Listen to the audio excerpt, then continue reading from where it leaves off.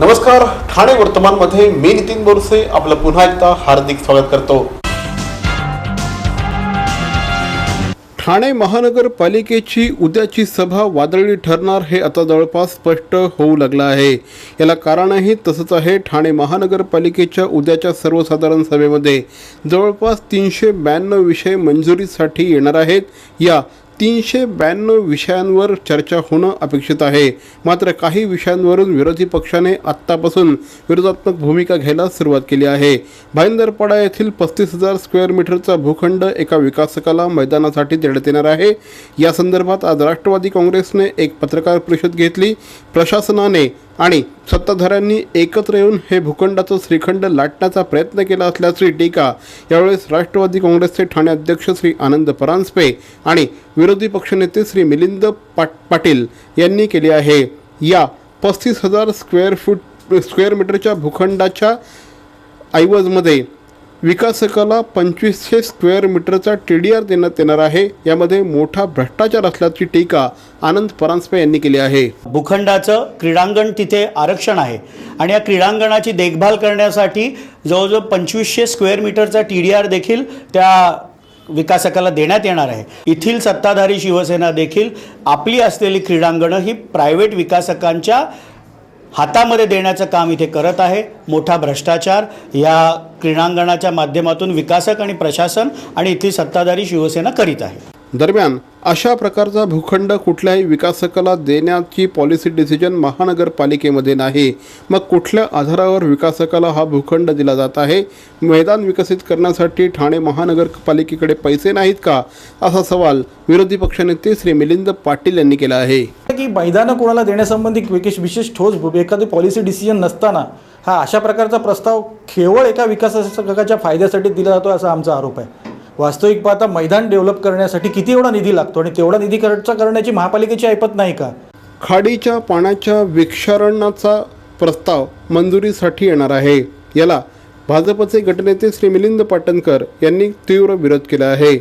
या संपूर्ण प्रस्तावाच्या अनुषंगाने जर विचार केला तर महानगरपालिकेला दरवर्षी जवळपास 2.5 कोटी रुपयांचा भूर्दंड बसणार असल्याचं श्री मिलिंद पाटणकर यांचं म्हणणं आहे। सध्या ठाणे महानगरपालिका 9 रुपये प्रति 1000 लिटर दराने पाणी विकत घेते। मात्र ज्यावेळेस खाडीच्या पाण्याचं विक्षरण होईल त्यावेळेस ते पाणी ठाणे महानगरपालिकेला 50 रुपये प्रति 1000 लिटर दराने घ्यावं लागणार आहे। दररोज 16 दशलक्ष लिटर पाणी ठाणे महानगरपालिका विकत घेणार आहे। म्हणजेच 67,000 रुपये दररोज ठाणे महानगरपालिकेला अदावे करावे लागतील। वर्षाचा हिशोब केला तर जवळपास 2.5 कोटी रुपये ठाणे महानगरपालिकेला द्यावे लागणार आहेत। त्यामुळे हा संपूर्ण प्रस्ताव नामंजूर करावा अशी सूचना देखील श्री मिलिंद पाटणकर यांनी केली आहे। राष्ट्रवादी काँग्रेसचे ठाणे अध्यक्ष श्री आनंद परांजपे यांनी देखील या संपूर्ण प्रस्तावाला तीव्र विरोध केला आहे। खाडीच्या पाण्याचं विक्षरण करून ज्यावेळेस महानगरपालिका हे पाणी पुन्हा विकत घेईल त्यावेळेस त्या पाण्याचा दर 65 रुपयापर्यंत जाणार आहे। त्याचप्रमाणे या संपूर्ण प्रकल्पाचा विद्युत खर्च देखील ठाणे महानगरपालिकेलाच करावा लागणार आहे। एवढा मोठ्या प्रमाणात पैसे खर्च करून ठाणे महानगरपालिका हा संपूर्ण प्रकल्प का राबवत आहे असा सवाल श्री आनंद परांजपे यांनी केला आहे। दररोज जवळपास 35 ते 40% पाण्याची गळती होते, ती गळती आधी थांबवा अशी सूचना देखील श्री आनंद परांजपे यांनी केली आहे। काही धरणाचं काम लवकर सुरू व्हावं, वाढलेल्या 12वी धरणाच्या उंचीतून ठाणे महानगरपालिकेचा पाण्याचा कोटा वाढवावा, पण असं न करता खाडीच्या पाण्यातनं डिसॅलिनायझेशन करून 20 MLDचा प्लांट हा PPP मोडमधनं करण्याचा घाट इथली सत्ताधारी शिवसेना आणि प्रशासन करत आहे। या 20 MLD प्लांटचं 80% पाणी हे रोज TMCला 63 रुपये प्रति 1000 लिटरनी विकत घ्यायचे। निसर्गातल्या कणाकणात ईश्वराचा वास, फुला फुलातून दरवळणारा मोहक मंद सुवास, याच सुगंधातून वसे पूर्णत्वाचा ध्यास। देवभक्ती अगरबत्ती दे आनंद हमखास। विविध सुगंधात उपलब्ध पीतांबरी देवभक्ती अगरबत्ती आजच आणा घरात। बस बस रोक दो। कितने हुए भाई साहब? सर 55 रुपये। 55 रुपये? हाँ ये लीजिए। सर छुट्टे नहीं हैं। छुट्टी तो मेरे पास भी नहीं है। तो एक काम कीजिए सर, यूपीआई के किसी भी एप्लीकेशन से आप पे कर दीजिए। मेरा वर्चुअल आईडी पीछे लिखा हुआ है। अच्छा, okay okay.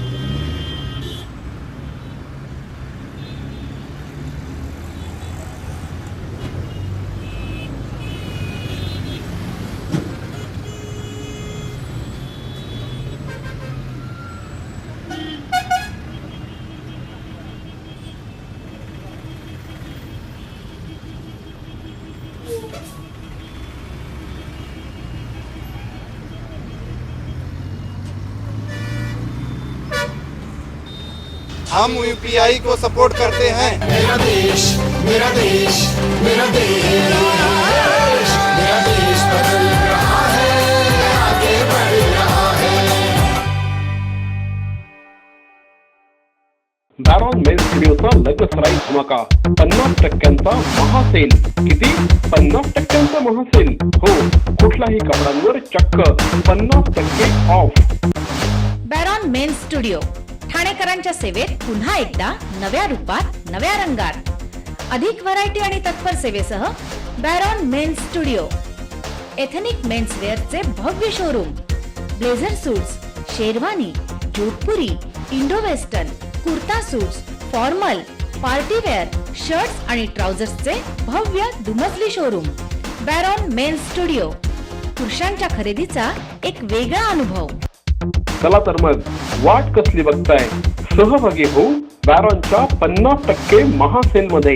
बॅरॉन men studio, Aamantran hotel जवळ, जिल्हा परिषदेसमोर, स्टेशन रोड, ठाणे. दूरध्वनी 02225304837. Baron men studio. Thane crime branch unit क्रमांक 2ने भिवंडी परिसरातील बेकायदा टेलिफोन एक्सचेंज उद्ध्वस्त केला आहे. या ठिकाणावरनं 18 SIM box, 9 router, 420 SIM card असा 17 लाख रुपयांचा ऐवज जप्त करण्यात आला असल्याची माहिती पोलीस आयुक्त श्री परमवीर सिंह यांनी दिली आहे. 4 आरोपियों को इसमें अरेस्ट कर लिया गया है. कुछ और लोगों की हम तलाश कर रहे हैं, ऑनगोइंग एक्टिविटी है. अभी तक जो हमने सामान सीज किया है उसमें 18 सिम बॉक्स है. ये जो बड़े सिम बॉक्स दिखाई देते हैं 64 सिम कार्ड वाले हैं, और ये छोटे ये 32 सिम कार्ड के बॉक्सेस हैं. इसके अंदर आप देख सकते हैं कि सिम कार्ड्स लगे हुए हैं. 9 राउटर हैं, लगभग 420 सिम कार्ड हैं, 2 लैपटॉप हैं, कुछ हैंडसेट्स हैं, कुछ कैश है. लगभग 17 लाख रुपए से अधिक का हमने अभी तक सामान जब्त किया है. परदेशातून येणारे इंटरनॅशनल कॉल्सना या ठिकाणी लोकल कॉल बनवण्यात येत होतं. या माध्यमातून दूरसंचार खात्याचा जवळपास 50 ते 60 करोड रुपयांचं नुकसान आत्तापर्यंत झालं असल्याचा दावा देखील पोलीस आयुक्त श्री परमवीर सिंह यांनी केला आहे. विशेषतः मध्य पूर्वेतील देशांमधून येणारे कॉल्स या ठिकाणी येत होते आणि त्यानंतर त्या कॉल्सना लोकल कॉल बनवून पुढे डायव्हर्ट केलं जात होतं. या संदर्भात एकंदर 4 जणांना अटक करण्यात आली आहे. याचा मास्टर माइंड असलेला इसम हा यापूर्वी रिलायन्स आणि टाटा डोकोमोमध्ये कामाला होता अशी माहिती देखील पोलीस आयुक्तांनी दिली आहे. हम 4 आरोपियों को अरेस्ट करके अभी कोर्ट में पेश करने वाले हैं. उनकी कस्टडी ली जाएगी, उसके बाद आगे का इन्वेस्टिगेशन होगा. इन सब का जो एक मास्टरमाइंड है, जो भी हमारी गिरफ्त में जल्दी आ जाएगा, वो एक्स एम्प्लॉय है रिलायंस का और टाटा डोकोमो का. उसने ये सारी फैसिलिटी सेटअप कराई थी, और इस प्रकार के एक्सचेंज हो सकता है कि कुछ और भी आजू बाजू में चल रहे हों. हम उनको ढूंढ रहे हैं. हमारी आगे इन्वेस्टिगेशन, हमारी इंक्वायरी जारी है. जवळपास 420 सिम कार्ड्स या ठिकाणाहून हस्तगत करण्यात आले आहेत. हे सगळे सिम कार्ड बोगस पेपरच्या आधारे घेतले गेले असल्याचा दावा पोलिसांचा आहे. या संदर्भात भोईवाडा पोलीस स्थानकामध्ये गुन्हा नोंदवण्यात आला आहे. क्राईम ब्रँचच्या युनिट क्रमांक 2च्या शीतल राऊत यांच्या पथकाने ही संपूर्ण कारवाई केली आहे. नगरसेविका सौ मालती पाटील, नगरसेविका सौ शर्मिला पिंपलोळकर आणि सौ नम्रता हेमंत पमनानी यांच्या प्रयत्नाने ठाणे महानगरपालिकेने ठाणे पूर्व परिसरातील सिंचन भवन शांतीनगर ते जय संतोषी मा सोसायटी STP प्लांटपर्यंतच्या रस्त्याच्या UTWT अंतर्गत कामाला मंजुरी दिली आहे. आज या कामाचा शुभारंभ करण्यात आला. यावेळेस नगरसेविका सौ मालती पाटील, सौ पिंपलोडकर आणि सौ नम्रता हेमंत पमनानी यांच्यासह अनेक मान्यवर उपस्थित होते.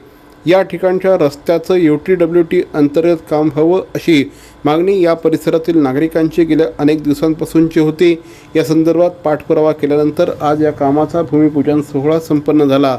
यावेळी शिवसेनेचे ज्येष्ठ नेते श्री रमाकांत पाटील आणि विभाग प्रमुख श्री गिरीश राजे हे देखील उपस्थित होते. साईनाथ नगरपासून ते कन्हैयानगरपासून ते शांतीनगरपर्यंत हा रोड आज आम्ही सगळा UTWTचा घेतलेला आहे आणि चांगल्या प्रकारे सुसज्ज असा रोड आम्ही जनतेला अर्पण करण्याचा शुभारंभाचा नारळ आज आम्ही इथे फोडलेला आहे. अशाच प्रकारे चांगली कामं आज करणार आहोत. नगर ते शांतीनगरपर्यंत UTWT रोडचं उद्घाटन झालं. त्याचप्रमाणे या ठिकाणी देवेंद्र पाटील मार्ग या ठिकाणी असे साईनाथ नगरच्या काही रहिवाशांचं म्हणणं होतं की अनेक प्रकारचे खड्डे, पार्किंगला जागा नाही, लाईटवाल्यांनी MSCPनी खोदलेले खड्डे यांनी त्रस्त झालेले इथल्या स्लमच्या नागरिकांना जो त्रास होत होता त्या त्रास दूर करण्याचं काम शिवसेनेच्या माध्यमातून आमच्या स्थानिक 3 नगरसेविका मालती पाटील, शर्मिलाताई पिंगोळकर, त्याचप्रमाणे नम्रताताई यांनी दूर केलेलं आहे. मरावे परी अवयव रूपी उरावे. अवयव दानाचा हाच संदेश जनसामान्यांपर्यंत पोहोचवण्याचा संकल्प घेऊन निघाले आहेत ज्येष्ठ समाजसेवक माननीय नानजीभाई खिमजीभाई ठक्कर ठाणावाला. त्याचसाठी काढण्यात आली एक भव्य दिव्य रॅली. अवयवदानासाठी सुरू आहेत ठिकठिकाणी जनजागृती सभा. लक्षात ठेवा, आपला अवयवदानाचा संकल्प वाचवू शकतो कुणाचे तरी प्राण, दूर करू शकतो कुणाचं तरी अपंगत्व अगदी कायमचं, फुलवू शकतो अनेकांच्या संसारात सुखाचे बगीचे. अवयवदानाच्या या महायज्ञात सहभागी व्हा. समाजरत्न श्री नानजीभाई खिमजीभाई ठक्कर ठाणावाला यांच्या पुढाकाराने जनहितार्थ प्रकाशित. अहो, आपण आपलं घर स्वच्छ, सुंदर, नेटनेटकं ठेवतो ना, मग आपण आपल्या शहराच्या बाबतीत उदासीन का? आपलं शहर स्वच्छ, सुंदर आणि नेटनेटकं ठेवणं ही आपली जबाबदारी आहे, हो ना? मग उचला फोन आणि विना परवाना होर्डिंग्स, बॅनर्स कुठे दिसले तर 1800-222-108 या टोल फ्री क्रमांकावर कळवा किंवा 7506946-155 या भ्रमणध्वनीद्वारे आपली तक्रार नोंदवा किंवा महापालिकेने तयार केलेल्या स्टार ग्रेड ॲप्लिकेशनद्वारे आपली तक्रार नोंदवा. त्याची दखल त्वरित घेतली जाईल. लक्षात घ्या, आपला छोटासा सहभाग आपलं शहर स्वच्छ, सुंदर आणि नेटनेटकं बनवू शकतो. जसं आपलं घर तसं आपलं ठाणे शहर.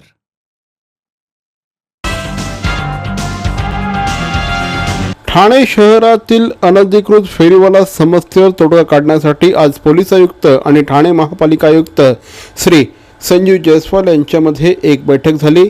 यावेळेस फेरीवाल्यांना संरक्षण देणाऱ्या तथाकथित मोहरांवर कायदेशीर कारवाई करण्याचा तसंच या समस्येच्या मुळाशी जाऊन संबंधित व्यक्तींवर कायदेशीर कारवाई करण्याबाबत पोलीस यंत्रणा सर्व सहकार्य करेल अशी ग्वाही पोलीस आयुक्त श्री परमवीर सिंह यांनी दिली आहे. या बैठकीमध्ये प्रामुख्याने स्टेशन परिसर, रस्ते रुंदीकरण केलेल्या ठिकाणी आणि ना फेरीवाला ठिकाणी अनधिकृत फेरीवाल्यांचं कायमस्वरूपी इतरत्र नियमन करणं, अनधिकृतपणे रस्त्यावर रिक्षा पार्क करणाऱ्या रिक्षाचालकांना शिस्त लावणं, त्याचप्रमाणे अनधिकृत फेरीवाल्यांना संरक्षण देणाऱ्या तथाकथित म्होरक्यांवर कायदेशीर कारवाई करणं या गोष्टींवर चर्चा करण्यात आली. त्याचप्रमाणे स्टेशन परिसरात उच्च प्रतीचे CCTV कॅमेरे बसवणं, त्याची लिंक पोलीस मुख्यालयात देण्याबाबत तसंच कायदा आणि सुरक्षितेच्या दृष्टिकोनातून प्रतिबंधात्मक कारवाईच्या वेळेस अत्याधुनिक ड्रोन कॅमेरे वापरण्याचा निर्णय देखील यावेळेस करण्यात आला.